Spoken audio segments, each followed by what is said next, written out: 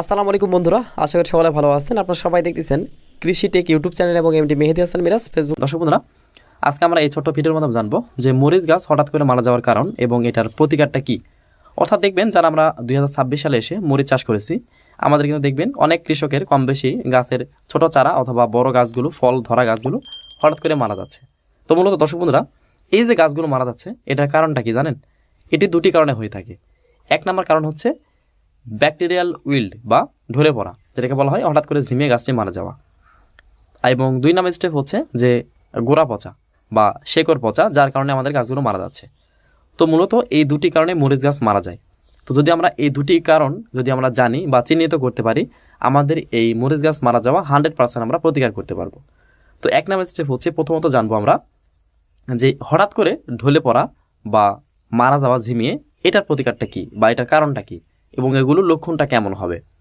মূলত দর্শক বন্ধুরা, আমাদের মরিচ গাছ দেখবেন হঠাৎ করে দিনের কোনো অংশে সকালে ভালো এবং সন্ধ্যায় ভালো, বাট এই যে দুপুর থেকে শুরু করে সন্ধ্যার আগ পর্যন্ত ঝিমাচ্ছে, তো আপনি ওই গাছটা সকালবেলা গিয়ে টেনে তুলবেন, দেখবেন গাছের গোড়া থেকে শুরু করে আমাদের যে শেকড় পর্যন্ত কোনো সমস্যা আছে কিনা, যেগুলো মাটির নিচে পোতা অবস্থায় আছে সেগুলোর মধ্যে দেখবেন কোনো সমস্যা আছে কিনা, যে ছাল পচা বা আমাদের শেকড় পচা এগুলো আছে কিনা। যদি না থাকে তাহলে বুঝবেন এটা আমাদের ব্যাকটেরিয়াল উইল্ড বা ঢলে পড়া।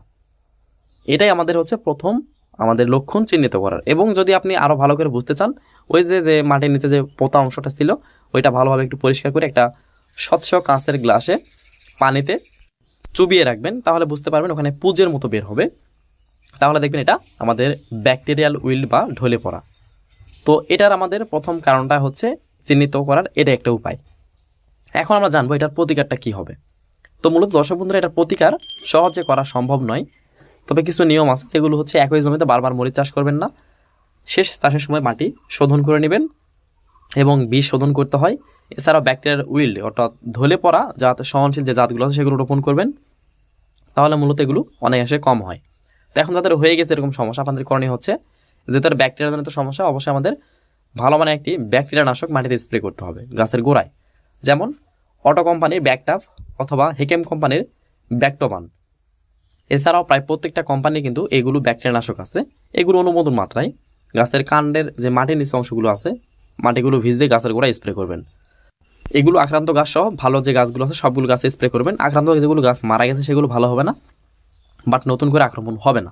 আচ্ছা, পরবর্তী এটা স্প্রে করার ঠিক 3 থেকে 5 দিন পরে আবারও এসিআই কোম্পানির বাম্পার ট্রাইকো অথবা হেগেম কোম্পানির ট্রাইকোস্ট অথবা ইস্পানি কোম্পানির বায়োডার্মা, যেগুলো জৈব ছত্রাকনাশক, যেমন বায়োডার্মা বা ট্রাইকোডার্মা সমেত যে ছত্রাকনাশকগুলো আছে, এগুলো আমাদের প্রতি লিটার পানিতে 5 গ্রাম হারে মিশিয়ে আমাদের গাছের গোড়ায় সুন্দরভাবে মাটি ভিজে স্প্রে করতে হবে। তাহলে আমাদের মাটির নিচে যে থাকা ব্যাকটেরিয়া বা ছত্রাকগুলো আছে সেগুলো ধ্বংস হবে, আমাদের গাছের নতুন করে শেকড় গজাবে এবং আমাদের গাছ নতুন করে যে ব্যাকটেরিয়াজনিত সমস্যা গোড়া পচা বা ঢলে পড়া রোগে আক্রান্ত হবে না। তো এই 2টা টিপস আপনারা ফলো করতে পারেন। আশা করা যায় এগুলো 2 থেকে 3 বার আলাদা আলাদাভাবে স্প্রে করে দেখেন, ইনশাল্লাহ আমাদের সমাধান চলে আসবে। আর যদি না হয় তাহলে বুঝবেন এটা কিন্তু আর কোনোভাবে প্রতিকার করতে পারবেন না, নতুন করে অন্য কোনো ফসল চাষ করার চেষ্টা করবেন। আচ্ছা দর্শক বন্ধুরা, এখন আমাদের 2 নম্বর কারণ, যেটি হচ্ছে গাছের গোড়া পচা। তো এটা বোঝার সহজ উপায়টাই হচ্ছে গাছটা সুন্দর করে যেগুলো ঝিমিয়ে মারা গেছে বা ঝিমাচ্ছে ওইগুলো গাছগুলো সুন্দর করে টেনে তুলে দেখবেন গাছের শেকড় অথবা আমাদের যে মাটির নিচে পোতা অংশ কালো হয়ে গেছে বা ছালগুলো উঠে যাচ্ছে, হাত দিয়ে এরকম ঘষা দিলে উঠে যাচ্ছে বা খামসা দিলে উঠে যাবে, এগুলোকে বলা হয় গোড়া পচা, কালো হয়ে যাবে। তো দর্শক বন্ধুরা, এটার কিন্তু 100% প্রতিকার আছে, গোড়া পচা রোগের প্রতিকার করা সম্ভব।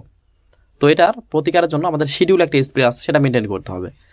তো এটার জন্য আপনারা অবশ্যই প্রথম স্প্রেটা দিবেন হচ্ছে গোড়া পচার জন্য আমাদের সিনজেন্টা কোম্পানির টিল্ড প্রতি লিটার পানিতে 1 ml এবং সিনজেন্টা কোম্পানির স্কোর প্রতি লিটার পানিতে 1 ml, এই দুটো একসঙ্গে ভালোভাবে মিশিয়ে ঠিক বিকেলবেলা আমাদের গাছের কাণ্ডের উপরে অংশ থেকে একদম গোড়ার মাটি পর্যন্ত ভিজে স্প্রে করবেন।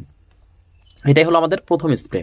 আচ্ছা, এটা স্প্রে করার ঠিক 3 থেকে 5 দিন পরে আবার আমাদের পরবর্তী স্টেপে স্প্রে হবে আমাদের অটো কোম্পানি অটোস্টিন অর্থাৎ কার্বেন্ডাজিম গ্রুপের যে কোনো একটি ফাঙ্গিসাইড ভালো মানের অটোস্টিন প্রতি লিটার পানিতে 2 গ্রাম এবং কুইক পটাশ বা ফাস্ট পটাশ যেটাকে বলা হয় এগুলো প্রতি লিটার পানিতে 2 গ্রাম বা অনুমোদন মাথায় যেটা লেখা আছে প্যাকেটে গায়ে সে অনুযায়ী অবশ্যই একসঙ্গে ভালোভাবে মিশিয়ে সেম গাছের গোড়ায় সুন্দর করে গাছের গোড়ায় স্প্রে দিবেন।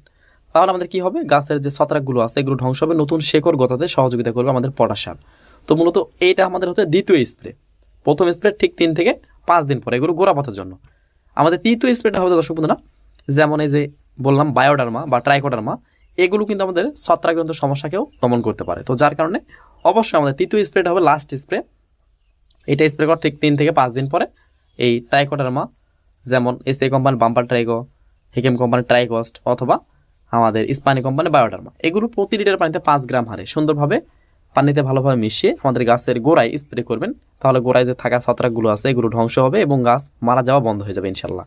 তো যদি আমরা এভাবে আমরা শিডিউল অনুযায়ী আলাদা আলাদাভাবে একবারে 2 বার 3 বার 4 বার 5 বার এরকম যদি স্প্রে করি, মাঝে মাঝে হঠাৎ করে, আমাদের কিন্তু দেখবেন আক্রান্ত গাছ এবং ভালো গাছ নতুন করে আক্রমণের শিকার হবে না, বা আমাদের গোড়া পচা যে রোগটি আছে এটা কিন্তু আমরা ইনশাল্লাহ 100% প্রতিকার করতে পারবো এই একটা বা দুইটা স্প্রের মাধ্যমে। তো মূলত দর্শক বন্ধুরা, আমাদের এটা স্প্রে করার পরে আমাদের কিন্তু অবশ্যই আমাদের জমিতে ভালো ড্রেনেজ ব্যবস্থা রাখতে হবে, অর্থাৎ পানি জমতে দেওয়া যাবে না। এগুলো কিন্তু বর্ষার সময় কিন্তু মূলত গোড়া পচা রোগের আক্রমণটা বেশি হয়, পানি জমতে দেওয়া যাবে না। এবং আমাদের জমিতে প্রত্যেকটা গাছে একটা করে খুঁটি দিতে হবে, যাতে বাতাসের লড়ে আমাদের গোড়ার ভেতরে যাতে পানি যাতে না পারে সে একটা ব্যবস্থা করবেন, এবং আমাদের উঁচু করে বেড তৈরি করতে হবে। তো আপনারা এই পদ্ধতিগুলো ফলো করেন, দেখেন ইনশাল্লাহ যে মরিচ গাছ হঠাৎ করে মারা যাবে না। এবং আর অনেক পদ্ধতি আছে গাছের গোড়া পচা স্প্রের জন্য, অনেক ধরনের কীটনাশক ফাঙ্গিসাইড আছে, আমি নাম বললাম না, আপনাদের সহজ হবে, সারা বাংলাদেশ এবং ইন্ডিয়াতে পাওয়া যাবে এই কীটনাশকগুলো, যার কারণে কিন্তু বললাম। তো চাইলে এই টিপসটি ফলো করতে পারেন এবং ভিডিওটি ভালো লাগে সবার কাছে শেয়ার করে দেবেন। ধন্যবাদ।